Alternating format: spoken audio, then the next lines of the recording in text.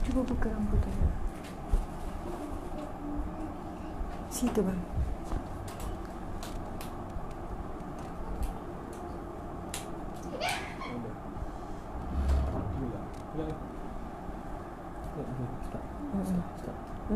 Stop. Bismillahirrahmanirrahim.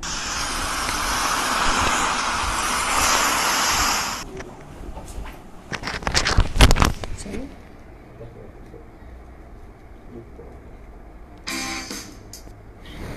Cari ni dah.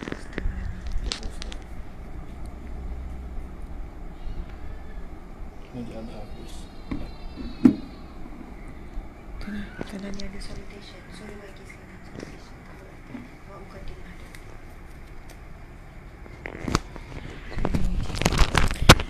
Subhanallah, subhanallah, subhanallah, subhanallah, alhamdulillah, Allahu akbar.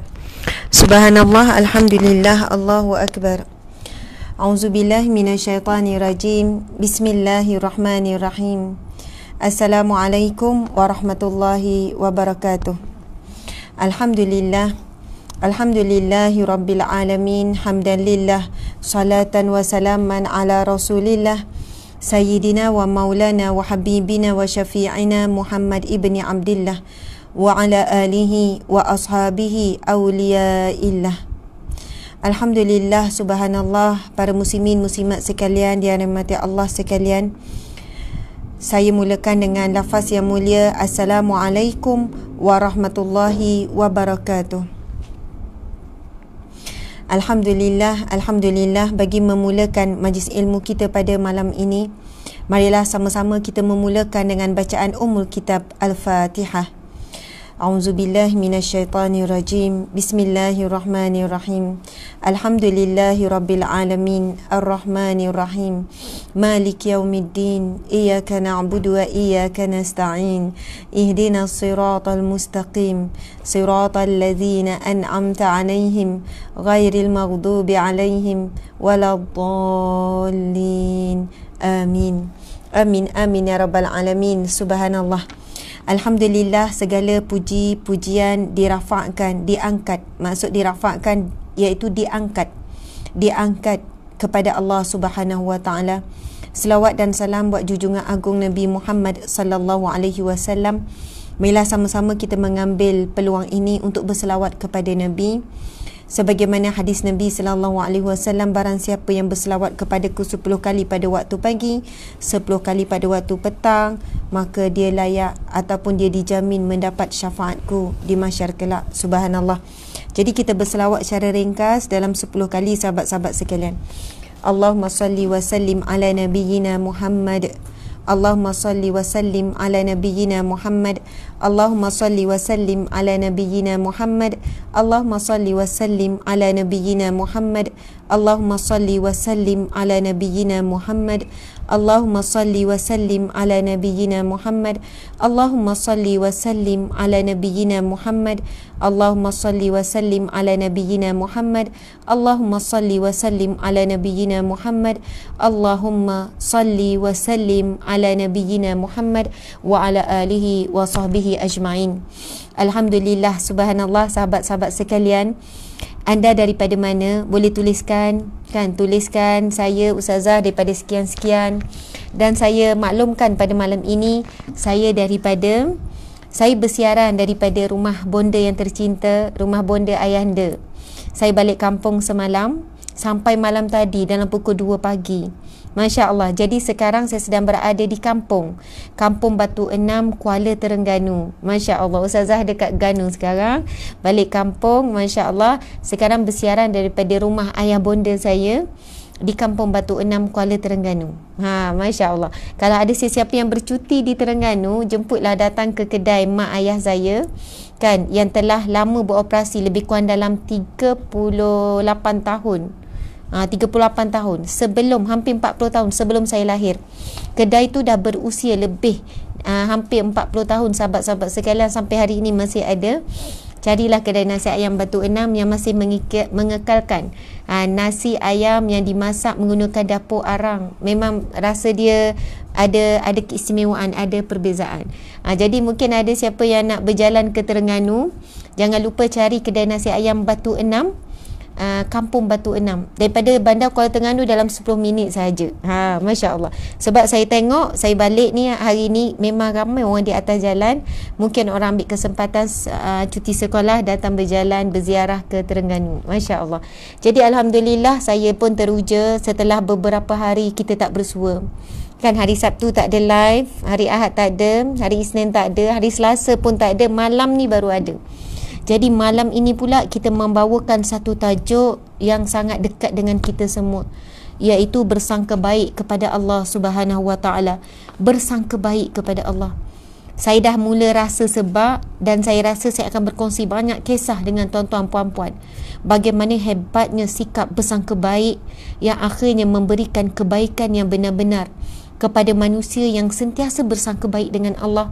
Walau apa pun yang menimpa dirinya, buruk macam mana yang sedang berlaku, tapi dia tetap bersangka baik bahawasanya itu adalah satu perancangan Allah yang terbaik. Allah beri dengan kasih sayang, Allah Maha mengetahui dan sebagainya. Sahabat-sahabat yang dimati Allah sekalian, subhanallah. Jadi tajuk kita pada malam ini adalah bersangka baik kepada Allah Subhanahu Wa Taala. Dan penganjur kita pada malam ini iaitu Masjid Al-Azhar Kuis. Masjid Al-Azhar Kuis. Masjid Al-Azhar Kuis. Kuis ni apa? College Universiti Islam Selangor. College Universiti Islam Selangor. Subhanallah. Masjid Al-Azhar Kuis Unity. Masjid Al-Azhar Kuis sebagai penganjur, dan insya-Allah sebagai kita menghargai kan penganjur yang menjadi host kepada program pada malam ini. Marilah sama-sama kita membantu pihak masjid untuk mengimarahkan masjid. Subhanallah. Mungkin di kalangan kita ada nombor, ada maklumat untuk yang tertera untuk kita berkongsi rezeki, untuk kita berkongsi rezeki yang Allah bagi, kembalikan kepada rumah Allah. Marilah sama-sama, mungkin RM2, mungkin RM5, RM10 kita transfer kepada Masjid Kuis ini. Masya Allah. Kerana kita tahu masjid ini adalah masjid di dalam universiti, maka Alhamdulillah para pelajar yang mengimarahkan, para pensyarah, iaitu para penuntut ilmu Allah. Jadi mudah-mudahan dengan itu penganjur yang menjadi host kita pada malam ini mendapat kebaikan bersama dari sudut menjana pendapatan ataupun keperluan dalam mereka menguruskan kos operasi. Masya Allah. Sahabat-sahabat yang dirahmati Allah sekalian, anda daripada mana, apa khabar semua? Ada Puan Azura, ada Zarina, Nia Yasin, Jajaris, Rabi'atul Sapia, Zarina Abdul Wahid, Arisha Abdullah, Khursia Abu Tahar, Suhana, Asni Zakuza, Harun, Tuan Harun, Lin Mazlin, Masya Allah, Juniti Jun Piliang, Wari Hamid. Saya tengok ada yang daripada jauh, ada daripada luar negara, ada yang dalam Malaysia. Subhanallah. Ani Rohani, Amirul, khabar baik, apa khabar semua? Rosmina, Syiqalia, Khairul, Nura Syikin, Fauzia, subhanallah, Nurul Huda Bakar, subhanallah, sahabat saya. Okey, Azizah Ayub, Nur Aini Harun, Rini Arianti, subhanallah, alhamdulillah, Masya Allah. Baiklah, kita akan mulakan, sahabat-sahabat dirahmati Allah sekalian. Tajuk iaitu bersangka baik kepada Allah Subhanahu Wa Taala. Masya Allah. Alhamdulillah, saya akan mulakan dengan definisi apakah maksud bersangka baik. Sebelum itu, saya nak buat pengumuman. Saya sangat mengharapkan sahabat-sahabat sekalian untuk share sebanyaknya perkongsian kita. Tekan butang share, ajak ramai-ramai untuk hadir sama. Dan tinggalkan komen anda, maksudnya banyakkan komen. Tuliskan nota perbincangan kita, tuliskan nota sahabat-sahabat sekalian. Dan insya-Allah pada malam ini kita akan memilih 10 orang yang terbaik untuk kita berikan hadiah yang datangnya daripada saya, tulisan daripada saya, ada kad, hadiah dan kad. Sebenarnya hari Jumaat hari itu kita dah buat pemilihan 10 orang. Jadi insya-Allah untuk pemilihan pada minggu ini yang kita akan isytiharkan pada hari Jumaat ni, begitulah kita sebenarnya hakikatnya saya nak meraihkan sahabat-sahabat semua yang selalu setia hadir sama, Masya Allah, kan, antara penyokong dan sentiasa bersama. Jadi insya-Allah mana-mana yang bertuah, setiap minggu hari Jumaat kita akan umumkan 10 orang sahabat. Kemudian kita akan print screen komen dia dan kita minta dia akan bagi maklumat. Ada hadiah istimewa daripada saya sendiri bersama dengan kad tulisan tangan dan sebagainya. Masya Allah, alhamdulillah. Okey. Baiklah, tajuk kita bersangka baik kepada Allah Subhanahu Wa Taala. Overview ataupun secara umum perbincangan pada malam ini ada 8 subtopik. Ada 8 subtopik yang akan saya kongsikan. Yang pertama, definisi bersangka baik. Apakah maksud kita bersangka baik dengan Allah? Kemudian yang kedua, dalil bersangka baik. Yang ketiga, jenis prasangka. Nanti kita akan lihat apakah jenis-jenis prasangka. Sangka baik, sangka buruk. Mungkin ada lagi sangka-sangka yang lain. Kemudian yang keempat iaitu hukum berprasangka. Sama ada prasangka baik ataupun prasangka buruk. Apakah hukumnya? Kemudian yang kelima kita akan kongsikan berkenaan dengan hukum prasangka. Hukum prasangka. Masya Allah. Yang keenam, nasihat Imam Al-Ghazali dalam bersangka baik. Apakah nasihat Imam Al-Ghazali dalam bersangka baik? Kemudian yang ketujuh, kisah para sahabat bersangka baik kepada Allah. Kita akan kongsikan beberapa kisah bersangka baik daripada para sahabat. Dan saya sendiri akan berkongsi dalam 2 kisah bersangka baik daripada umat sekarang. Maksudnya daripada sahabat-sahabat sekarang. Subhanallah, Allahu Akbar, sahabat-sahabat sekalian. Saya terus nak bercerita tu kan, sebab teringat terus. Yang ketujuh, kisah para sahabat bersangka baik kepada Allah. Kisah para sahabat bersangka baik. Itu yang ketujuh dah sebut kan. Dan yang ke-8 kita akan kongsikan doa untuk bersangka baik. Jadi ada 8 subtopik yang bakal kita bincangkan pada malam ini di bawah tajuk bersangka baik kepada Allah. Yang pertama, definisi. Yang kedua, dalil bersangka baik. Yang ketiga, jenis prasangka. Yang keempat, hukum berprasangka. Kemudian yang kelima, panduan berbaik sangka. Panduan untuk kita sentiasa bersangka baik. Yang keenam, nasihat Imam Al-Ghazali dalam berbaik sangka. Kemudian yang ketujuh, kisah para sahabat bersangka baik kepada Allah. Dan yang ke-8, doa untuk bersangka baik. Subhanallah. Encik. Alhamdulillah sahabat-sahabat yang dirahmati Allah sekalian. Saya nak mula juga dengan satu kisah yang sangat meruntun hati saya. Pada hari Sabtu ketika saya buat pengumuman, saya berada di galeri Ustazah Asma yang terletak di Senawang. Mungkin ada sesiapa yang berhajat untuk datang, untuk jumpa dan sebagainya. Kemudian saya didatangi oleh sebuah keluarga. Subhanallah, keluarga ini daripada sebuah negeri. Saya tak mahu sebut kerana ia terlalu sensitif. Sangat sensitif. Subhanallah, sangat sensitif. Sebuah keluarga daripada sebuah negeri Malaysia lah, yang agak jauh daripada Seremban Negeri Sembilan. Perjalanan memakan masa berapa jam. Mereka tempuh perjalanan semata-mata nak datang jumpa saya. Masya Allah, Allahu Akbar. Saya masih terbayang wajah seorang ibu yang sangat hebat ini. Seorang ibu yang sangat hebat. Kemudian, tuan-tuan, puan-puan sekalian, ketika seorang ibu tua umur hampir 60, seorang ibu tua umur hampir dalam 60, buka mas, kan, buka mas. Mula-mula dia bercakap dulu. Ibu tua, kemudian ada anak perempuan dia, lepas tu ada cucu dia, lepas tu ada menantu dia. Kemudian bila ibu tu berada di sebelah saya, Bismillahirrahmanirrahim, minum air sikit ya. Bismillah.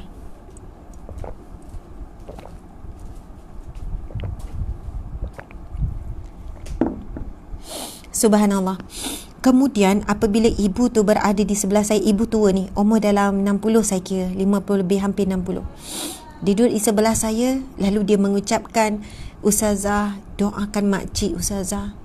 Mudah-mudahan makcik boleh terus kuat untuk sabar, untuk redha dan bersangka baik dengan Allah Subhanahu Wa Taala. Bila seorang ibu tua, makcik sebut begini, saya pun pegang tangan dia. Air mata dia menitis. Kemudian bila dia buka emas, dia nak bercakap, dia buka emas. Saya tengok wajah dia, wajah yang sangat tenang. Subhanallah. Ustaz, mungkin tak tutup pintu. Wajah yang sangat tenang. Wajah yang sangat tenang. Kita kan sahabat-sahabat sekalian, tenang ni, wajah yang tenang ni bukan semestinya cantik, bukan semestinya bersih, bukan semestinya wajah tu tak ada celah, tak. Tapi air muka, subhanallah, air muka wajah tersebut, bila dia buka emas, saya kata, ya Allah, sejuknya mata, sejuknya air muka Hajah, subhanallah, sangat luar biasa. Saya tak tahu lagi cerita apa ibu ni, saya tak tahu lagi apa cerita ibu ni. Saya dah menitiskan air mata. Saya kata, ya Allah, nikmatnya saya tengok muka Hajah, muka makcik. Apa rahsia makcik sebenarnya? Apa amalan makcik? Ya Allah, saya tengok muka dia dan saya sebut, sejuknya mata saya memandang makcik. Dia senyum, senyum manis, wajahnya sederhana, senyum manis. Kemudian lalu si anak bercerita, Ustazah, ibu saya ni adalah seorang ibu kepada sekian-sekian-sekian. Tahu tak tuan-tuan puan, sekian-sekian tu apa? Kisah pada tahun lebih kurang 2003. Lebih kurang dalam 2000 lebih. Tahun 2000 lebih. Seorang kanak-kanak berumur darjah 3. Darjah 3 umur berapa? Dalam 10 tahun kan, darjah 3.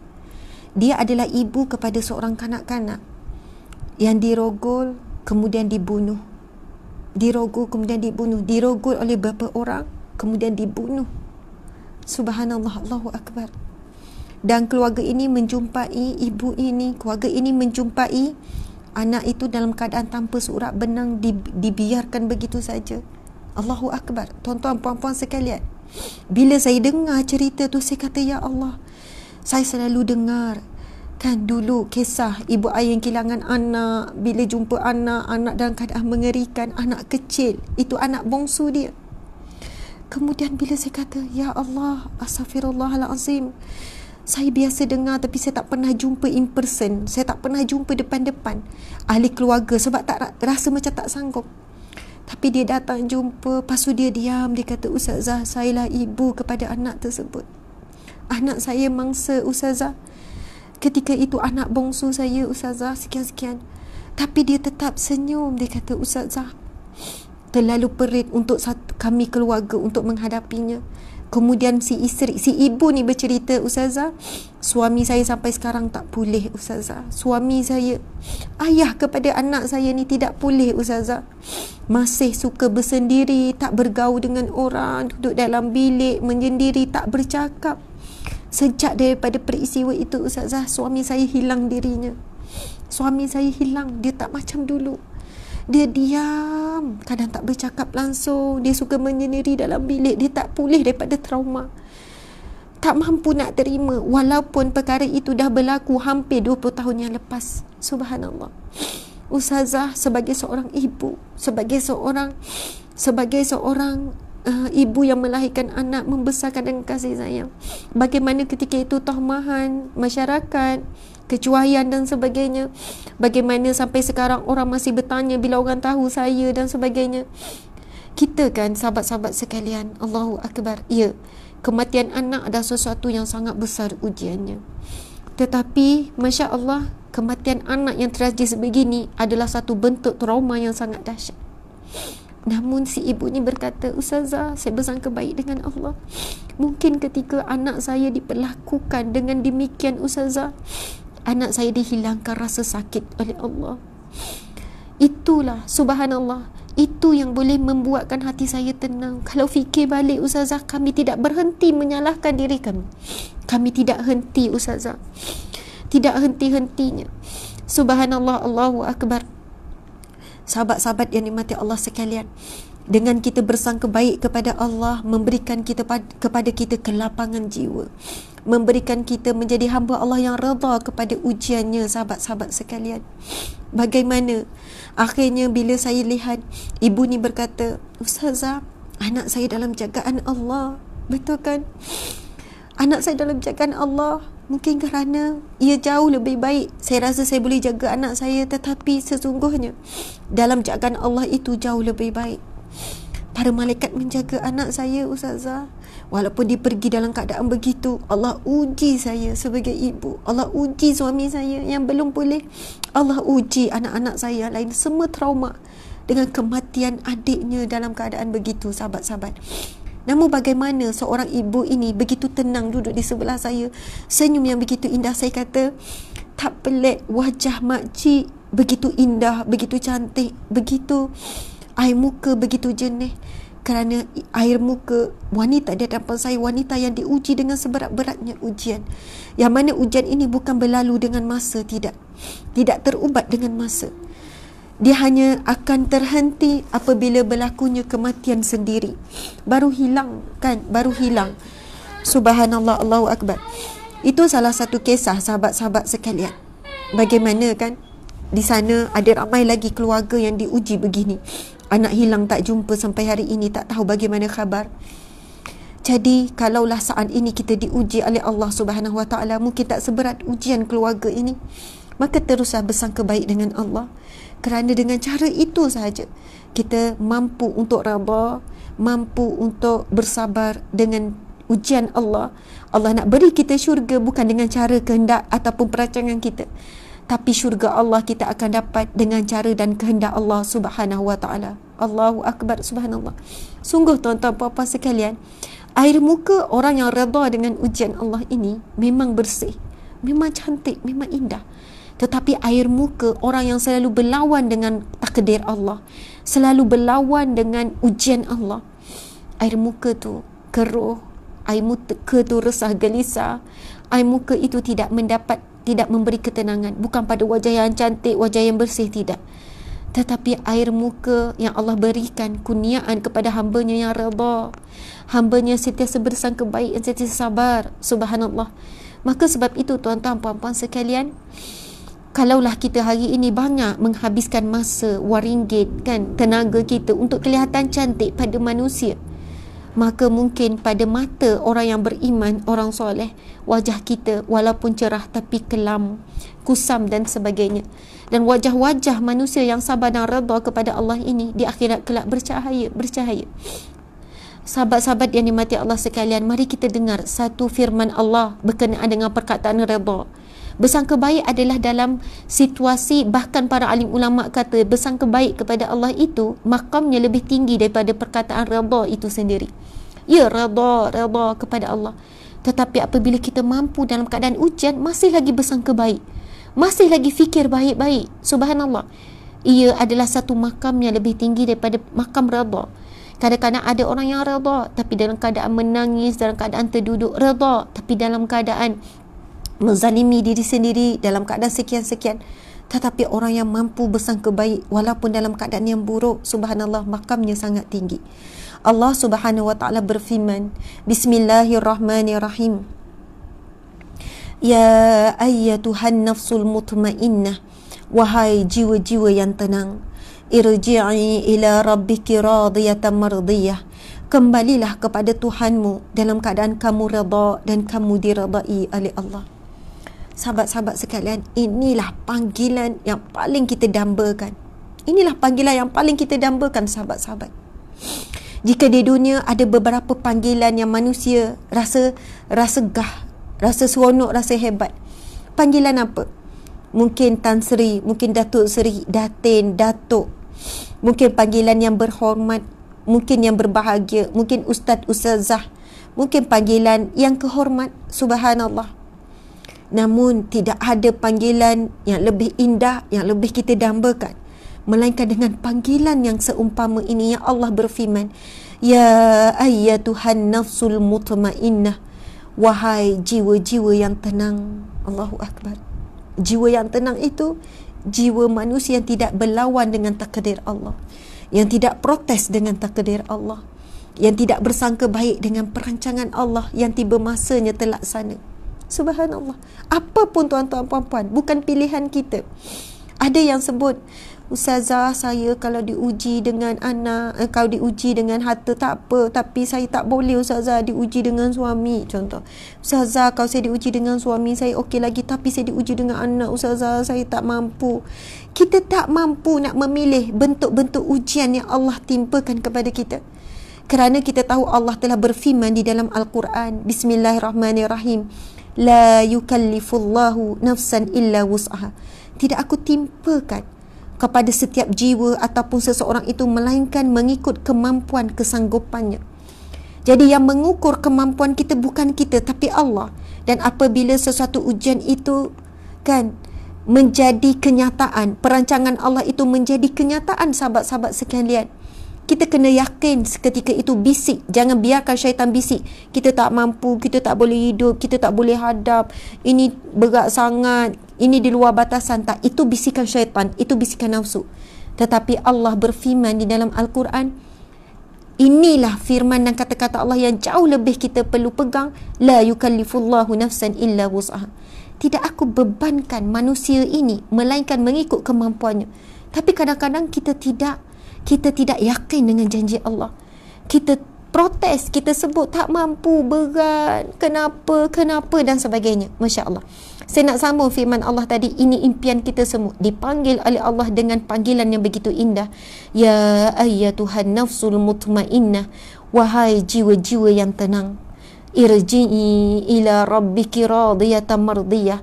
Kembalilah kepada Tuhanmu dalam keadaan kamu redha dan kamu diredai oleh Allah.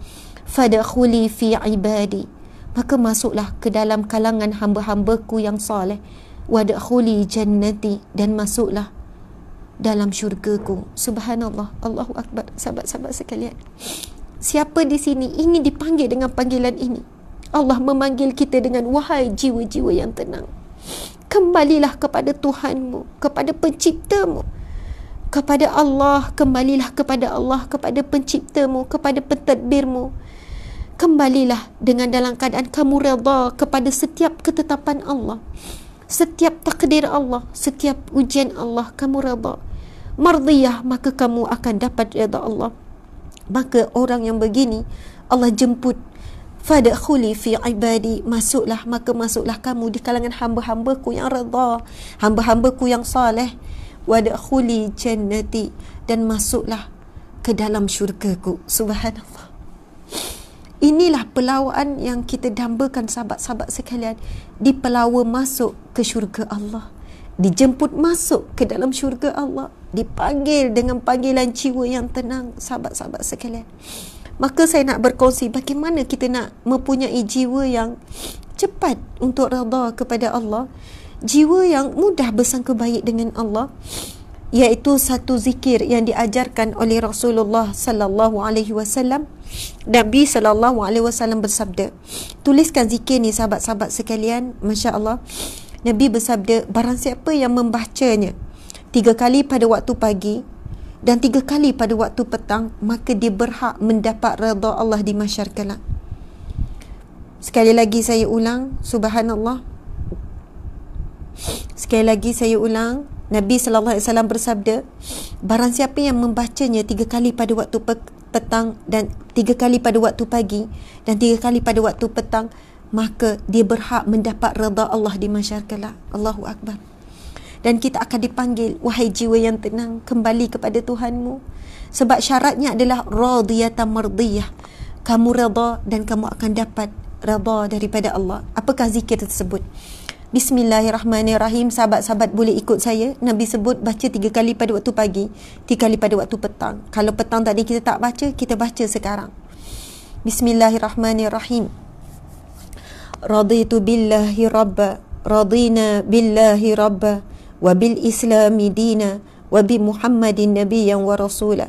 Maksudnya, kami redha bahawasanya Allah pentadbir kami, Allah penetap segala ketentuan hidup kami. Allah Rabba juga membawa maksud kami redha Allah sebagai pencipta kami, Allah sebagai Tuhan kami, Allah sebagai penetap kami. Kami redha ya Allah. Wabil islami dina, dan kami redha bahawasanya Islam itu adalah agama kami, cara hidup kami. Dan kami redha wabi Muhammadin nabiyyan wa rasula, dan kami redha ya Allah bahawasanya Nabi Muhammad itu pesuruh dan rasul kami, pesuruhmu dan rasul kami, ikutan kami ya Allah. Allahu Akbar. Sahabat-sahabat sekalian, memang bukan mudah untuk dapat redha Allah di mahsyar, tetapi doa ini, zikir ini sahabat-sahabat sekalian akan membantu jiwa kita. Bila setiap pagi kita baca 3 kali, nak ulang lebih 3 kali pun boleh, petang kita baca, mudah-mudahan zikir itu mengubah jiwa kita, mengubah hati kita sahabat-sahabat sekalian, meningkatkan iman kita. Dan bila baca zikir itu, bacalah dengan terjemahan radina billahi rabba, kami redha ya Allah, engkaulah Tuhan kami, engkaulah penentu kami, engkaulah penetap kehidupan kami, engkaulah pentadbir kami ya Allah, kami redha ya Allah. Wabil islami dina, ya Allah kami redha Islam agama kami, din juga membawa masuk cara hidup kami ya Allah, maka bantu kami untuk hidup dengan cara Islam, mati cara Islam, dalam kubur dengan Islam, dibangkitkan sebagai Muslim. Ya Allah, kami redha Islam itu cara hidup. Maka ya Allah, bantu kami berpakaian cara Islam, bergaul cara Islam, cari rezeki cara Islam, makan minum cara Islam. Subhanallah. Kemudian kita sebut wabi Muhammadin nabiyyan wa rasulah, dan kami redha ya Allah bahawasanya sesungguhnya Nabi Muhammad itu Nabi dan ikutan kami. Mudah-mudahan dengan itu, subhanallah, tuan-tuan, puan-puan, sahabat sekalian, akan membantu kita menghidupkan sunnah Nabi dalam seharian. Zikir itu sangat power, sebab kita berikrar di hadapan Allah. Ya Allah, kami redha Engkau Tuhanku, Engkau pentadbirku, Engkau penetapku, Engkau pemutusku dan sebagainya. Kami redha Islam itu cara hidupku. Dan kami redha ya Allah bahawa Nabi Muhammad itu adalah Nabi. Mudah-mudahan subhanallah di masyarakat kelak Nabi akan mencari kita. Di mana umatku yang redha bahawasanya aku nabinya? Mana umatku subhanallah yang mana mengikuti sunnah-sunnahku, menyambung perjuanganku dan sebagainya? Masya Allah. Nabi SAW pernah bersabda hadis yang sahih, sesungguhnya di masyarakat kelak ada orang yang enggan masuk syurga. Nabi kata, sesungguhnya ada di kalangan kamu ada yang enggan masuk syurga. Kemudian sahabat bertanya, ya Rasulullah, ada ke yang enggan masuk syurga? Ada ke yang tak mahu masuk syurga? Lalu Nabi menjawab, mereka yang enggan masuk syurga iaitu mereka yang tidak mentaati perintah Allah, dan mereka yang meninggalkan, mereka yang melakukan, mereka yang tidak mentaati perintah Allah, dan mereka yang melakukan larangan Allah. Itulah golongan yang enggan masuk syurga. Allahu Akbar, subhanallah. Sahabat-sahabat yang dirahmati Allah sekalian, kalau benar kita semua nak masuk syurga sekeluarga, maka ingatkanlah selalu anak-anak, pasangan, suami, isteri, ibu ayah supaya beramal dengan zikir redha tadi. Mudah-mudahan selepas ini kalau orang tanya, Ustazah, macam mana nak cepat redha? Macam mana nak cepat kuat, Ustazah? Saya selalu akan jawab, amalkanlah zikir tu. Sebab apa? Tidak ada tips yang lebih baik daripada zikrullah. Tidak ada tips yang lebih baik melainkan tips itu ataupun cara itu yang datangnya daripada Rasulullah sallallahu alaihi wasallam. Satu kisah lagi sahabat-sahabat. Ini simple saja kisah, ramai wanita lalui ujian seperti ini. Ada seorang wanita yang datang ke galeri saya hari itu, pada hari Sabtu tu juga. Wajahnya sangat tenang, senyumnya sangat manis, ketinggian dia tinggi lagi daripada saya, macam gaya model. Allah kurniakan dia wajah yang sangat cantik. Kan? Dari sudut pandangan zahir, saya ni wajah tu ya Allah cantiknya. Dalam hati saya ni berbisik, cantiknya wanita ni, Masya Allah. Macam tak puas tengok. Senyuman dia tu perfect, cantik, lemah lembut, cakap sopan santun, pekerjaan yang baik. Kemudian dia senyum saja, senyum pada saya, senyum. Lepas tu saya kata, ya Allah puan, saya kadang-kadang kita kan bila tengok, kemudian dia senyum, dia kata, Ustazah doakan saya kuat ya, doakan saya kuat. Saya kata, kenapa puan? Dia terus mengalirkan air mata.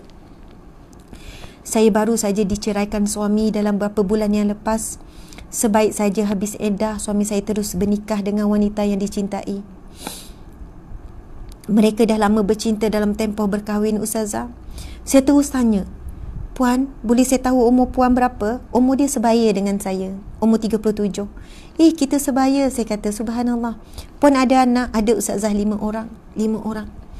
Bukan mudah, Ustazah. Saya tak tahu bagaimana ujian ini berlaku dalam keadaan. Subhanallah. Ni cerita pasal bersangka baik. Dia kata, Ustazah, saya dalam ujian ini saya memang terduduk. Sebab daripada saya kecil sampai saya belajar, sampai saya berkejaya, Allah melancarkan segala perjalanan hidup saya. Sehingga saya dapat kerja yang baik, saya dapat suami yang baik, saya dapat anak-anak yang sehat, anak-anak yang comel-comel, dia kata. Tapi apabila Allah uji saya, Allah ambil saya sekelip mata suami saya, dan akhirnya dia bercinta dengan orang lain dan diceraikan saya, dan dia bernikah dengan wanita tersebut, Ustazah. Saya terduduk, saya tertanya-tanya. Tetapi jawapan yang saya dapat daripada ujian ini, dia dalam keadaan senyum tapi air mata keluar. Saya kenal Allah, Ustazah. Saya kenal Allah, Ustazah. Nikmat yang Allah bagi pada saya daripada sejak kecil sampai sekarang membuatkan saya tak kenal pemberi kepada semua nikmat. Tapi tak kala Allah ambil satu perkara yang sangat besar dalam hidup saya, suami. Saya malu, Ustazah, jadi janda. Saya malu bila saya diceraikan. Dan ini berlaku dalam COVID PKP ni, Ustazah. Orang tak tahu, kawan-kawan belum tahu. Saya tak tahu bagaimana nak berhadapan. Tapi Ustazah, nikmat yang paling besar, sehinggakan sakit itu maksudnya sakit itu tidak sesakit mana. Bila ustazah saya mampu bangun malam, saya mampu menangis, saya mampu menyebut nama Allah, saya berubah ustazah. Saya berubah menjadi muslimah yang lebih baik, saya tutup aurat saya dengan lebih baik. Dan ustazah, saya redha dengan ujian Allah ini. Kerana nikmat mengenal Allah itu jauh lebih hebat ustazah, jauh lebih hebat. Kemudian tahu tak apa perkataan yang disebut? Apa perkataan disebut? Dan saya kata, indahnya kata-kata puan ni. Dia kata, ustazah, saya bersangka baik dengan Allah. Itu rezeki suami saya. Itu rezeki bekas suami saya. Mungkin saya ni tidak layak ustazah untuk suami saya. Suami saya suami yang baik. Jadi rezeki dia adalah untuk dapat isteri yang lebih baik daripada saya. Maka saya bersangka baik, itu bahagian suami saya. Dia dapat rezeki isteri yang lebih baik daripada saya. Maka ustazah, saya redha, saya redha. Kemudian saya terus share kepada dia, puan amalkanlah doa yang diajarkan oleh Rasulullah sallallahu alaihi wasallam kepada Abu Salamah. Kemudian Abu Salamah mengajarkan doa tersebut kepada Ummu Salamah. Jadi sahabat-sahabat sekalian, kepada siapa yang diuji dengan apapun kehilangan, bukan hanya kehilangan pasangan, bukan hanya kehilangan kerja, bukan hanya kehilangan rezeki, kehilangan anak, kehilangan apapun, doa ini adalah satu doa daripada hadis yang sahih yang diajarkan oleh Rasulullah sallallahu alaihi wasallam sendiri. Dan ini satu doa yang sangat hebat tuan-tuan puan-puan sekalian. Boleh ya masing-masing tuliskan doa ini dan kita akan sama-sama baca doa ni. Subhanallah. Sebelum itu ada kisah ketika Abu Salamah, sahabat Nabi ni, setelah dia cedera parah, dia nazak, kesan daripada satu peperangan sahabat-sahabat.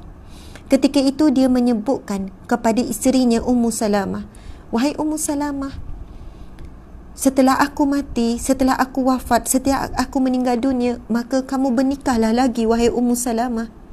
Sebab dia tahu isterinya masih lagi muda, kemudian isterinya dan anak-anaknya masih kecil, 4 orang anaknya masih kecil sahabat-sahabat sekalian. Maka Abu Salamah ni bimbang, kalau dia meninggal, Ummu Salamah macam mana, siapa nak jaga anak-anak dan sebagainya. Lalu Ummu Salamah berkata, wahai suamiku, setelah engkau meninggal, aku tidak akan bernikah lagi. Macam itulah seolahnya. Subhanallah, perbualan suami isterinya seumpama begitu. Lalu Abu Salamah mengatakan, wahai Ummu Salamah, engkau isteri yang sangat taat kepadaku, maka taatilah permintaan dan perintahku. Setelah aku meninggal, maka bernikahlah lagi. Subhanallah. Kemudian Abu Salamah mengajarkan kepada Ummu Salamah, kedua-duanya adalah sahabat Nabi, satu doa yang sama-sama kita akan bacakan. A'udzubillahi minasyaitonirrajim. Bismillahirrahmanirrahim. Inna lillahi wa inna ilaihi raji'un. Allahumma ajurni fi musibati. Allahumma ajurni fi musibati wa akhlif li khairan minha. Allahumma ajurni fi musibati wa akhlif li khairan minha. Allahumma ajurni fi musibati wa akhlif li khairan minha. Maksudnya, inna lillah, sesungguhnya kami dan semua perkara dan ujian ini datangnya daripada Allah. Wa inna ilaihi raji'un, dan sesungguhnya kami dan sesungguhnya semua ujian, semua perkara, semua ketetapan dikembalikan semula kepada Allah. Allahumma ajurni, ya Allah, berikanlah kami ganjaran pahala, ganjaran kebaikan, rahmat-rahmatmu ya Allah di atas musibah yang menimpaku ini, di atas ujian yang menimpaku ini ya Allah. Wa akhlifli, ya Allah, dan gantikanlah ya Allah bagiku ya Allah khairan minha, sesuatu yang lebih baik daripadanya ya Allah. Amin ya rabbal alamin. Subhanallah. Kemudian saya sebut kepada wanita tersebut, puan, Allah ambil suami puan dan puan kata itu rezeki suami nak dapat isteri lebih baik. Saya doakan puan dapat suami yang lebih baik daripada suami yang dulu. Puan amalkanlah doa ni, mudah-mudahan puan akan dapat sebagaimana yang puan doakan. Allahu Akbar, Masya Allah. Sahabat-sahabat yang dimati Allah sekalian, doa itu sangat indah. Ummu Salamah setelah itu, setelah suaminya wafat, dipinang oleh beberapa orang sahabat Nabi yang sangat hebat, yang sangat mulia. Kemudian Ummu Salamah menolak kerana baginya Abu Salamah suami yang tiada tandingan. Namun akhirnya sahabat-sahabat yang dirahmati Allah sekalian, Ummu Salamah dipinang oleh Rasulullah sallallahu alaihi wasallam. Allah makbulkan doa Ummu Salamah. Didoakan dengan yakin, tanpa bersangka baik, tanpa bersangka buruk dengan Allah. Doa dengan yakin, wa akhlif li khairan minha, gantikanlah dengan yang lebih baik ya Allah. Dan Allah gantikan dengan sebaik-baik suami yang tiada tandingannya, iaitu Nabi Muhammad sallallahu alaihi wasallam. Ketika Rasulullah meminang Ummu Salamah menyebutkan 3 perkara. Ini berdasarkan riwayat yang sahih, sahabat-sahabat sekalian. Ya Rasulullah, aku ada 3 perkara ya Rasulullah. Pertama, ya Rasulullah, aku wanita yang kuat cemburu. Aku bimbang aku tidak mampu menampung rasa cemburu terhadapmu. Yang kedua, ya Rasulullah, aku wanita yang semakin tua. Maksudnya bukan anak dara, janda, dah ada anak ramai. Kemudian yang ketiga, Ummu Salamah menyebutkan, ya Rasulullah, aku mempunyai anak-anak yang ramai ya Rasulullah. Kemudian indahnya kata-kata Rasulullah sallallahu alaihi wasallam, wahai Ummu Salamah, tentang cemburumu itu aku akan meminta dengan Allah untuk mengurangkannya, untuk supaya kamu menjadi wanita yang sabar dengan cemburumu. Dan untuk bahagian umurmu, aku juga meningkat. Aku pun ada penyakit yang sama, semakin tua. Dan untuk anak-anakmu itu anak-anakku juga. Subhanallah, Allahu Akbar, indahnya. Jadi kepada siapa yang diuji oleh Allah Subhanahu Wa Taala dengan apa jua kehilangan, terus cari, Google tuan-tuan puan-puan, ada banyak. Cari saja doa Abu Salamah ataupun doa Ummu Salamah, mesti keluar doa tu. Baca sampai kita tenang, sampai kita kuat, insya-Allah kita akan cepat redha. Lalu kita pun menyebutkan kepada diri kita, insya-Allah, Allahu Akbar, mudah-mudahan ya Allah ada sesuatu yang lebih baik ya Allah daripada apa yang Allah uji ni.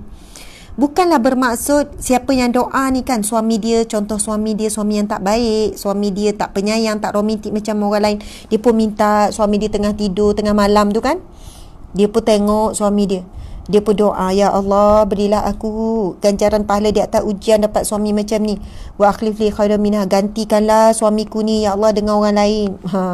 Maksud saya bukan saya nak bergurau, bukan saya nak cakap saya saja ni tuan-tuan puan. Kadang-kadang bukan Allah gantikan dengan perkara yang sama. Maksudnya hilang kerja, ganti kerja, ataupun suami sekian, ganti suami yang lain, ataupun hilang suami, ganti suami. Tak, kita tak tahu Allah nak gantikan dengan cara bagaimana. Adakah perkara yang kita hilang, kadang-kadang dengan perkara yang kita hilang tu dapat, kadang-kadang dengan perkara yang jauh lebih baik. Macam wanita tu tadi dikata Ustazah, Allah ambil suami saya, Allah gantikan saya kenal Allah. Itu jauh lebih besar, itu jauh lebih baik. Masya Allah, Allahu Akbar.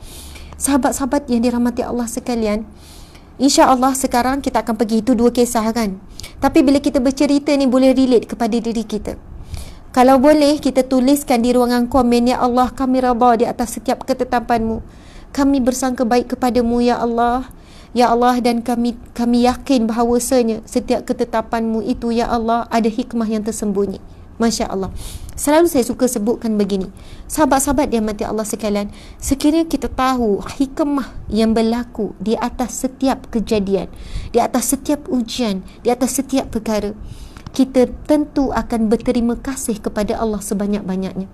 Tetapi Allah tidak singkap hikmah tu segera. Allah nak uji kita. Adakah kita mampu sabar dalam tempoh ujian? Adakah kita mampu bersangka baik dengan Allah? Adakah kita mampu untuk menjadi hamba Allah yang redha pada saat itu? Masya Allah, sahabat-sahabat yang dimati Allah sekalian. Saya ulang lagi sekali. Sekiranya ketika kita diuji, Allah terus singkap, Allah terus buka hikmahnya. Kalau kamu sabar, kamu akan dapat ni. Berapa tahun? 2 tahun lagi. Kalau kamu sabar, kamu akan dapat ni. Ada gambaran syurga. Kalau kamu sabar, kamu akan ni. Sebenarnya ujian ni nak lindungi kamu sekian-sekian. Sebab itu, selalu kalau orang datang jumpa saya dekat galeri kan, cerita macam-macam kisah yang sangat menyedihkan, saya akan pegang tangan, saya akan kata, Puan, kalau Allah buka singkap tabir hikmahnya, Allah buka rahsia di sebalik ujian ini, kita akan berterima kasih kepada Allah tanpa henti. Sebab kita tidak tahu apa yang Allah nak beri sebenarnya kepada kita dunia dan akhirat. Kedua, daripada ujian ini kita tidak tahu sebenarnya Allah nak lindungi kita daripada apa. Sebenarnya kita tidak tahu. Hanya Allah yang Hakim yang maha bijaksana, Allah yang Alim yang maha mengetahui, Allah yang Rashid yang maha cerdas, Allah ya Latif, yang maha lembut dengan kita sahabat-sahabat. Allah sangat lembut dalam memberikan kepada kita hikmahnya, dalam memberikan kepada kita ujiannya. Allah sangat lembut. Allah ya Halim, yang maha santun. Allahu Akbar. Allah ya Qadir, Allah ya Muqtadir. Allah yang maha berkendak, Allah yang maha menentukan. Allah ya Syahid, Allah yang maha menyaksikan. Allah menyaksikan bagaimana periknya kita menghadapi ujian Allah. Allah ya Basir, yang melihat keadaan kita. Allah yang maha memahami kita. Allah ya Sami, yang maha mendengar keluhan kita, walaupun keluhan itu hanya di dalam hati. Masya Allah. Allahu Akbar. Subhanallah. Sahabat-sahabat yang dimati Allah sekalian, sekarang kita akan pergi kepada 8 subtopik, dan mungkin kita akan pergi lebih laju, dan saya harap sahabat-sahabat boleh bersama dengan saya sampai akhir. Sebenarnya kita sepatutnya habis dalam pukul 8.45 kan, 45 minit. 9.45, 1 jam sahaja. Kita 8.45 hingga 9.45, tapi sekarang dah hampir dah nak habis, tinggal 5 minit lagi. Jadi saya mohon boleh ya sahabat-sahabat sekalian, boleh saya lanjutkan sedikit sampai jam 9. Jadi 15 minit lagi, insya-Allah 15 minit lagi. Jadi harap sahabat-sahabat boleh bertahan bersama dengan saya. Saya akan laju-laju tentang 8 subtopik berkenaan dengan sangka baik. Masya-Allah. Bismillahirrahmanirrahim.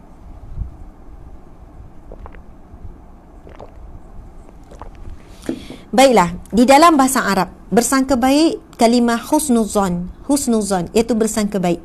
Imam Nawawi menyebutkan makna bersangka baik kepada Allah Subhanahu Wa Taala adalah dengan percaya Allah Subhanahu Wa Taala Maha Penyayang dan Maha Pengampun. Itu menurut Imam Nawawi. Maksud bersangka baik ialah percaya bahawasanya Allah Subhanahu Wa Taala Maha Penyayang dan Maha Pengampun. Yang kedua, sangka baik kepada Allah adalah apabila hati tidak memberontak. Subhanallah. Ini adalah definisi yang dituliskan oleh para alim ulama, sahabat-sahabat. Boleh tuliskan. Sangka baik kepada Allah adalah apabila hati tidak memberontak apabila berlaku sebarang perkara yang tidak diingini, serta kita tidak berputus asa dengan hidup yang dijalani. Sangka baik mendatangkan ketenangan dan kelapangan pada hati. Subhanallah. Dalil bersangka baik sahabat-sahabat sekalian iaitu surah Al-Hujurat ayat 12. Surah Al-Hujurat ayat 12. Boleh cari dalam surah Al-Hujurat ayat 12. Allah berfirman, Bismillahirrahmanirrahim. Ya ayyuhallazina amanu jtanibu katsira.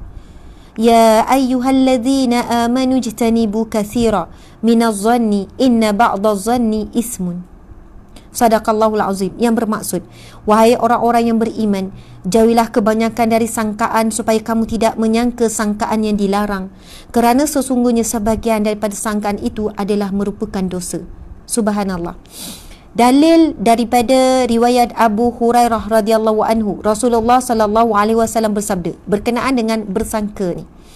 Nabi SAW bersabda, Bismillahirrahmanirrahim. Ana inda zanni abdi wa ana ma'ahu hina yazkuruni. Subhanallah, Allahu Akbar. Indah. Indah sahabat-sahabat sekalian. Indah sekali. Nabi SAW bersabda, Ana inda zanni abdi bi. Aku mengikuti sangkaan hamba-hambaku. Ini adalah merupakan hadis kudusi, iaitu firman Allah, dan ini adalah kalam Allah. Allah menyatakan kepada kita dengan kalimah ana inda zanni abdi bi. Aku bersama ataupun aku mengikuti sangkaan hamba-hambaku. Wa ana ma'ahu hina yadhkuruni, dan aku akan bersama selamanya dengannya ketika ia mengingatiku. Masya Allah, Allahu Akbar. Sahabat-sahabat dia mati Allah sekalian, hebat. Ini hadis kudusi. Allah berfirman kepada kita, aku mengikut sangkaan hambaku dan aku akan bersama dengan hambaku selama mana ia mengingatiku. Maka sahabat-sahabat dia mati Allah sekalian, ketika kita dalam tempoh ujian, yang patut kita buat adalah sebanyak-banyaknya menyebut, berzikir, kemudian berdoa meminta dengan Allah, dan kita terus kekal bersangka baik. Kadang-kadang kan sahabat-sahabat, contohlah kita diuji dengan kehilangan anak. Mungkin ketika itu memang, dan saya nak share juga satu kisah. Ini kisah benar sahabat-sahabat. Ini kisah 2 minggu yang lepas. Saya diziarahi oleh seorang sahabat yang bernama Siti Hawa, kawan saya. Dia dulu antara staf pertama pegawai penyelidik saya. Siti Hawa datang jumpa saya, Masya Allah. Kemudian dia pun tanya, Ustazah baca tak mesej saya? Siti Hawa, Ustazah tak sempat baca. Kamu mesej apa ya? Ustazah ingat tak Ustazah pernah datang rumah saya? Kemudian Ustazah ada pegang anak kakak saya. Ya, ingat. Masa tu kebetulan kakak kamu sedang pantang kan? Ya. Lepas tu dia tunjukkan saya gambar. Saya bergambar dengan si ibu dengan dukung anak dia. Itu peristiwa dalam hampir setahun yang lepas. Kemudian dia sebut, Ustazah, anak tu dah meninggal dunia, Ustazah. Saya kata, ya Allah, macam mana anak kecil tu meninggal dunia? Dia kata, Ustazah macam ni. Sebenarnya pada cerita ni saya nak share bagaimana ibu ni cepat bangkit redha kepada Allah. Dia kata, Ustazah, ceritanya begini. Maknya demam masa tu, kakak saya demam. Kemudian dia rehat dalam bilik. Dia demam, dia rehat dalam bilik, Ustazah. Kemudian ayah ni mungkin penat. Abang ipar saya penat kan kerja apa. Jadi itu anak yang ketiga tak silap. Dia temanlah anak ni kan. Anak tu masa tu umur dalam hampir 12 bulan. 2 hari lagi birthday dia. 2 hari lagi birthday umur setahun. Budak-budak baru dapat kaki. Macam tu lah kan. Boleh berjalan. Baru boleh berjalan. Kemudian dia kata, Ustazah, yang ayah abang ipar saya ni tertidur, Ustazah, tertidur. Kemudian samalah dengan anak-anak lain. Mungkin penat, Ustazah kan tertidur. Kemudian bangun pagi besok dalam pukul 5 pagi nak solat subuh. Cari yang kecil tu tak jumpa. Tapi akhirnya jumpa di dapur, Ustazah. Kepalanya terlungkup dalam baldi, Ustazah. Dalam baldi tu ada air. Anak kecil itu mati lemas, Ustazah, dalam baldi. Masya Allah. Allahu Akbar. Yelah, mungkin dia tengok ayah dia dah tidur, dia pun jalan pergi dapur. Semua itu sebenarnya aturan Allah, perancangan Allah, ketetapan Allah, tuan-tuan puan-puan sekalian. Anak tu pergi berjalan-jalan ke dapur, nampak ada air, mungkinlah nak pegang, nak sentuh air. Dan akhirnya kepala memang jumpa dalam keadaan kepala terlungkup. Allahu Akbar. Bila saya dengar tu, saya kata, ya Allah, beratnya ujian ibu ayah ni. Kata Ustazah, setelah dah kematian anak, mereka disoal siasat dengan pelbagai. Mereka soalannya dituduh, kan, dicharge, cuai dan sebagainya. Lepas tu diperkatakan orang. Kemudian begitu juga liputan berita yang sangat menghiris hati, Ustazah. Ujian kehilangan anak dalam keadaan begitu dah sangat dahsyat. Bagaimana pula kesan daripada tersebut? Dia kata, ya Allah, bagaimana kakak kamu pulih? Saya tanya, bagaimana kakak kamu pulih? Dia kata, Ustazah, antara beberapa perkara yang memulihkan kakak saya, kata-kata ayah saya. Ayah saya sebut begini pada kakak saya. Kita orang yang beriman dengan Allah, orang yang yakin dengan Allah, orang yang bersangka baik dengan Allah, dia bersedih, kalau nak bersedih 3 hari. Lepas 3 hari, dia kena bangkit. 3 hari je kalau orang beriman bersedih, nak menangis, nak tak selera makan ke nak apa, 3 hari je. Jangan lebih 3 hari.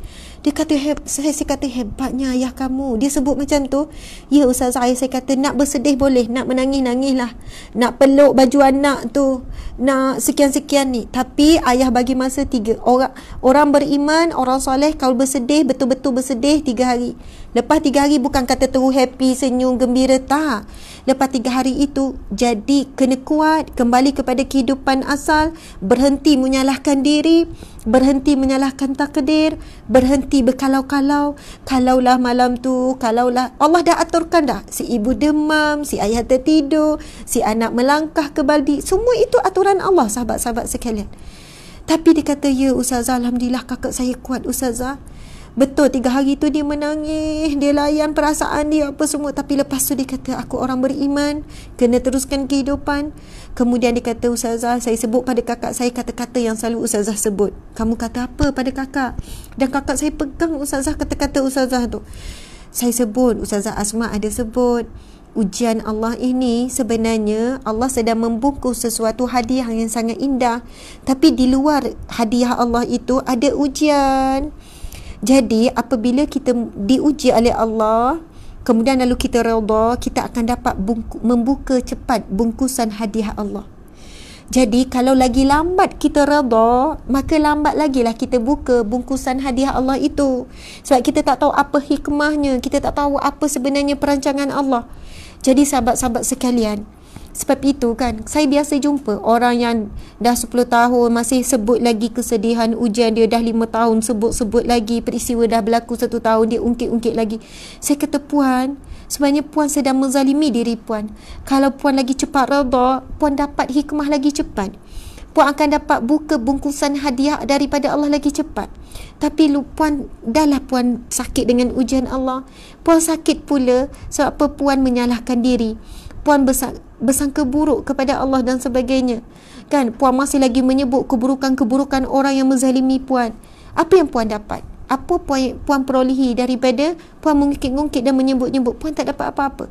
Tapi ada lebih baik puan terus menyebutkan raditu billahi rabba. Kami redha, aku redha ya Allah di atas ketetapan-Mu. Engkau telah mendatangkan kepadaku ya Allah. Subhanallah.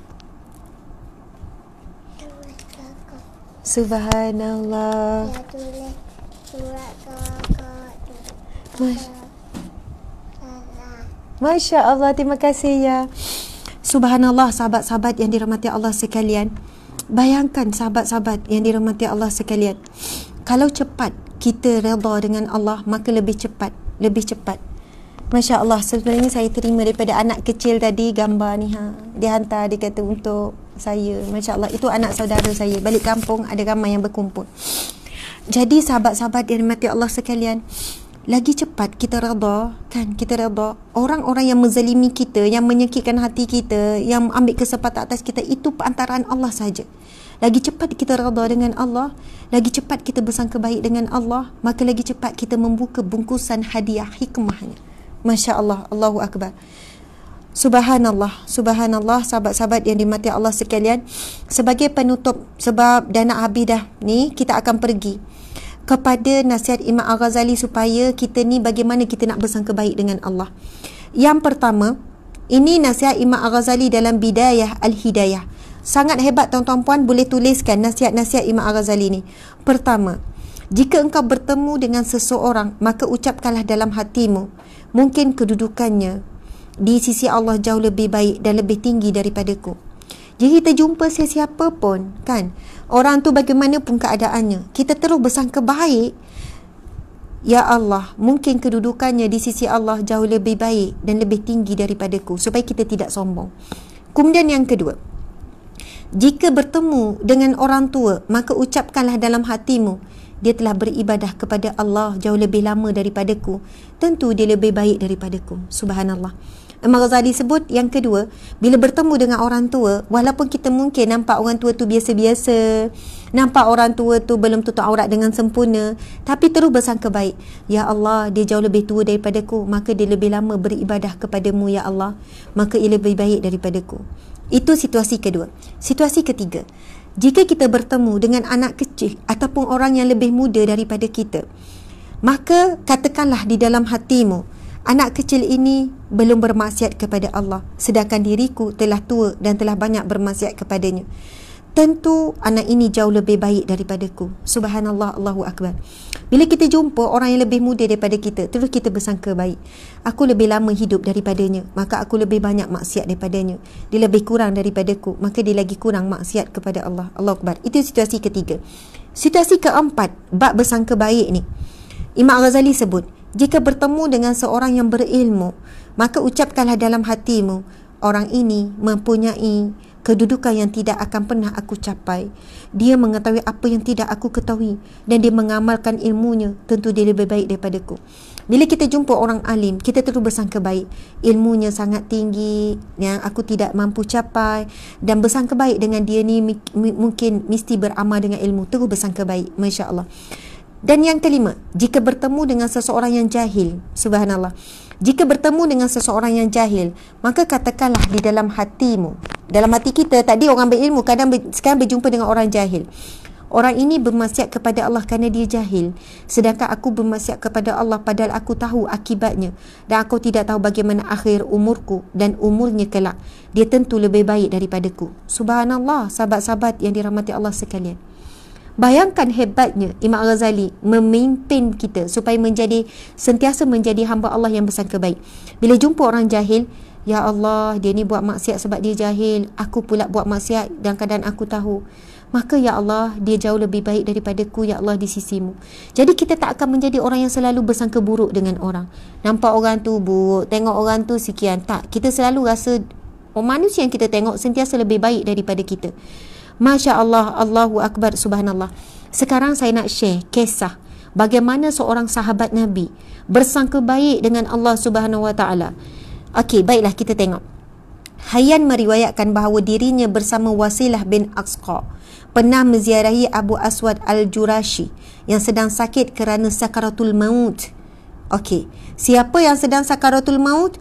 Iaitu Abu Aswad Al-Jurashi. Setelah Wasilah mengucapkan salam dan duduk, Abu Aswad memegang tangan kanan Wasilah dan mengusapkannya di kedua-dua mata dan wajahnya, kerana tangan Wasilah pernah digunakan untuk berbaiah kepada Rasulullah sallallahu alaihi wasallam.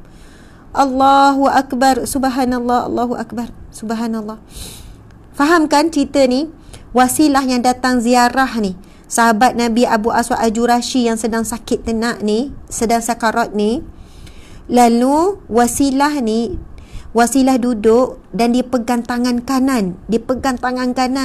Tangan kanan sahabat Nabi yang bernama Abu Aswad ni. Dia pegang tangan kanan Abu Aswad, subhanallah. Kemudian dia pun mengusapkan kedua-dua mata dan wajahnya dengan tangan kanan Wasilah tadi. Wasilah pegang tangan Abu Aswad, dia ambil kemudian dia pegang kan, dia sapu kedua matanya dan wajahnya, kerana tangan Wasilah itu pernah digunakan untuk berbaiah kepada Rasulullah. Kerana tangan Wasilah itu pernah berbaiah dengan Rasulullah sallallahu alaihi wasallam. Wasilah bertanya kepada Abu Aswad, "Aku ingin menanyakan satu perkara kepadamu." Lalu Abu Aswad menjawab, "Apakah itu?" Wasilah berkata, "Bagaimana prasangkamu terhadap Tuhanmu?" Bagaimana prasangkamu terhadap Tuhanmu?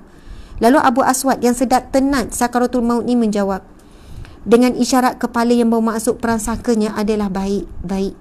Wasilah berkata, "Bergembiralah, kerana sesungguhnya aku pernah mendengar Rasulullah sallallahu alaihi wasallam bersabda, Allah Subhanahu Wa Taala berfirman, aku menurut persangkaan hamba-Ku, maka hendaklah dia berprasangka kepadaku sesuai dengan keinginannya." Masya Allah, Allahu Akbar, subhanallah.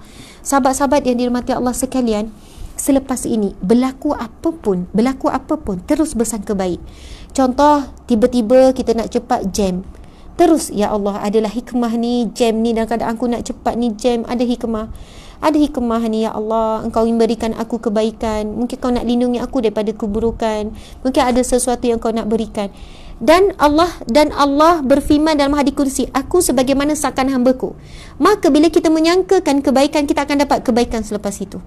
Tapi kalau kita dalam keadaan jam tu kan, ya Allah, bila aku memang teruklah, kalau macam ni lah, duk fikir buruk, maka keburukanlah berlaku. Na'udzubillah min zalik. Baiklah, setelah kita kehilangan sesuatu, telefon kita ke, duit ke, barang emas ke, apa-apa, ya Allah, ada sesuatu Allah nak gantikan ni, ada benda ni ya Allah, gantikanlah dengan lebih baik, gantikanlah dengan syurga-Mu. Okey, tak kala kita diuji dengan maksiat yang berulang-ulang, jangan kita bersangka buruk. Memang aku ni Allah tak ampunkan dosa aku ni, dah bertaubat buat, memang aku tak na'udzubillah, kalau kita benar-benar tak diampunkan Allah, maka sentiasa bersangka baik dengan Allah. Ya Allah, aku hamba-Mu yang selalu bermaksiat, aku tak kuat melawan maksiatku ya Allah.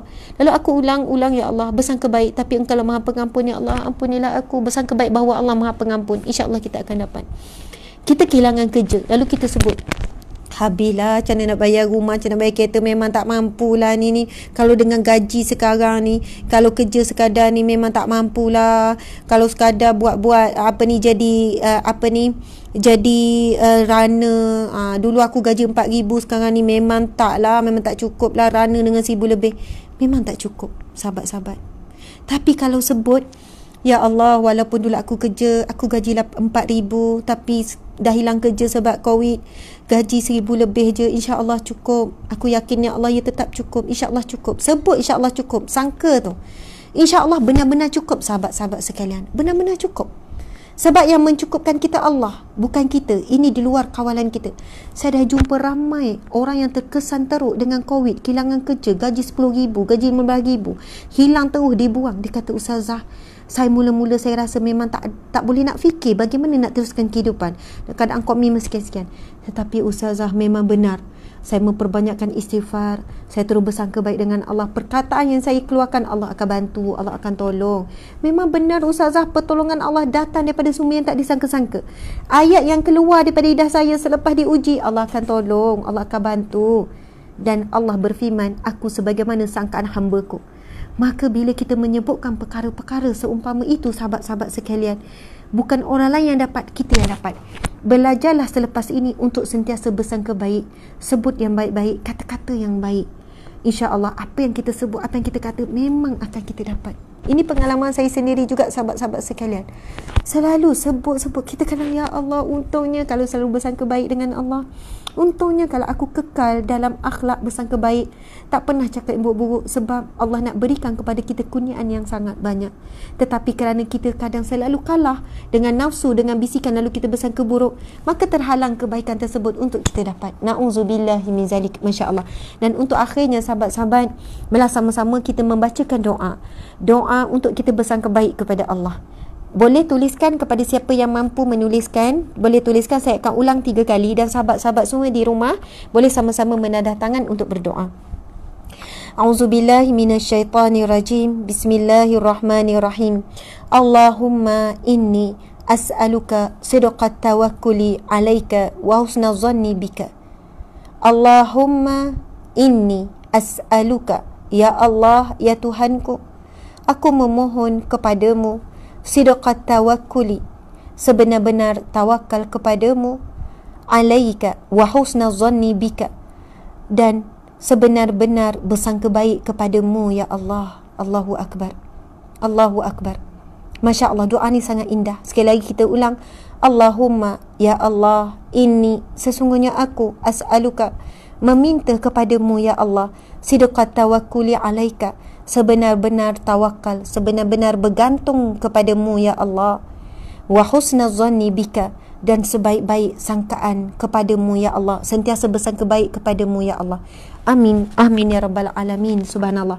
Kalau siapa yang nak dapat doa ni, nanti follow page, tengok di page, kita akan update doa ni, kita buat dalam bentuk poster yang cantik. Doa supaya kita sentiasa bertawakal, dan doa supaya kita sentiasa bersangka baik kepada Allah Subhanahu wa taala. Allahu Akbar. Muslimin muslimat yang dirahmati Allah sekalian, sekali lagi saya ingin mengucapkan jutaan terima kasih kepada pihak penganjur, iaitu pihak Masjid Kuis College Universiti Islam Selangor, Kuis, di atas penganjuran Majlis Ilmu pada malam ini, Masjid Al-Azim. Dan marilah sama-sama kita menyumbang kepada tabung rumah Allah ini, dan ia kembali kepada kita berkali ganda. Kalau dulu kita boleh pergi masjid kan, lalu buat sedekah masuk tabung, sekarang tabung ini berada di hujung jari kita, sahabat-sahabat sekalian. Dan seterusnya saya ingin membuka peluang kepada sahabat-sahabat untuk sama-sama dalam satu jihad yang sedang kami gempurkan, iaitu jihad ladang ummah. Kami dalam proses membina, memang dah start dah beli tanah, kemudian kita dah mula dah proses pembinaan. Proses kita nak bina satu ladang untuk ummah yang boleh memuatkan 4 ekar, boleh memuatkan ternakan lembu, kambing, ternakan-ternakan yang boleh membuatkan insya-Allah kita menjadi pembekal kepada daging yang halal, yang disahkan halal, halalan thayyibah. Jadi subhanallah, kalau malam ini kita gabung dengan penonton yang lihat di Instagram dan juga di Facebook, ada lebih kurang dalam 5,000 orang. Jika kalian boleh menyumbangkan dalam RM10, RM5, subhanallah, ia sangat membantu. Mudah-mudahan ini adalah usaha dan ikhtiar kami, perjuangan. Kalau fikir Ustazah dah sibuk, tambah pula kerja, buka ladang pula. Kami buka ladang bukan kerana keuntungan. Bila kami sebut ia ladang untuk ummah, ia bukan bisnes. Kami bukan buat untuk keuntungan. Ia infak daripada umat Islam, infak daripada kalian. Kami kena amanah sebab kami akan ditanya dan akan dipertanggungjawabkan setiap sen sumbangan yang diberikan. Kita akan, daripada sumbangan itu kita akan bina tapak, bina bangunan, bina kandang dan sebagainya. dan kita akan rolling kembali, dan insya-Allah kita akan cuba menyediakan satu jualan ataupun harga daging yang mampu dimiliki, kan, mengurangkan, merendahkan harga daging tempatan dan sebagainya. Ini susulan daripada banyaknya perkara-perkara yang menyabitkan keraguan terhadap sumber daging yang import dan sebagainya. Doakan usaha ini Allah berkati, doakan dipermudahkan oleh Allah, sebab jangkaan kita untuk Aidul Fitri kita dah boleh keluar dah daging tu. Jangkaan kita untuk untuk Aidul Adha kita boleh supply dah, subhanallah. Jadi ini bukan bisnes, ini adalah ladang ummah. Kami bina daripada duit daripada ummah, sumbangan ummah, dan akan kembali semula kepada ummah, insya-Allah. Mudah-mudahan Allah redha, mudah-mudahan kita buat ini adalah satu bentuk perjuangan jihad kita, kerana Nabi sebut talabul halal jihad, mencari yang halal itu jihad. Dan mudah-mudahan subhanallah kita semua dicatat mereka yang mempertahankan dan mencari yang halal, sebagaimana Nabi sallallahu alaihi wasallam menyebutkan mencari yang halal itu adalah satu kefarduan, kewajipan. Alhamdulillah, siapa yang nak tahu perkembangan ataupun maklumat tentang ladang ternak ummah ini, sahabat-sahabat sekalian, dalam proses pembinaan dah, insya-Allah bulan depan dah masuk lembu dah masuk kambing dah. Masya-Allah, siapa yang nak tahu dan menjadi sebahagian daripada kami, boleh follow FB page Ustazah Asma. Yang kita live ni, FB page ni boleh follow, kita ada berkongsi kronologi. Kemudian sahabat-sahabat di Instagram pun boleh tengok, kan, di FB, ataupun nanti kita akan share juga di Instagram. Alhamdulillah sahabat-sahabat yang dirahmati Allah sekalian, saya mohon maaf salah dan silap. Terima kasih sekali lagi, sehingga kita bertemu pada siaran akan datang. Mohon maaf sekali lagi. Saya sayang semua kerana Allah, kerana Rasulullah. Sayang semua kerana Allah, kerana Rasulullah sallallahu alaihi wasallam. Di sini kita bertemu, insya-Allah di syurga Allah kita akan bersatu. Sekian. Kita ni. Sekian, wabillahi taufiq wal hidayah. Assalamualaikum warahmatullahi wabarakatuh.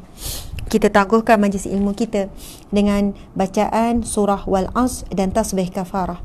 Bismillahirrahmanirrahim. Wal Asr innal insana lafi khusr illa alladhina amanu wa amilus solihat wa tawasaw bil haqqi wa tawasaw bis sabr. Sadaqallahul azim. Subhanakallahumma wa bihamdika asyhadu an la ilaha illa anta astaghfiruka wa atubu ilaih. Sallallahu ala sayyidina Muhammad wa ala alihi washabihi wasallam. Alhamdulillah bil alamin. Subhanallah, alhamdulillah. Jangan lupa baca surah Al-Mulk, baca 3 kul sebelum tidur, baca ayat kursi, ambil wuduk dan berdoa supaya kita bangun lebih awal untuk qiyamul lail, insya-Allah. Alhamdulillah. Sekian, assalamualaikum.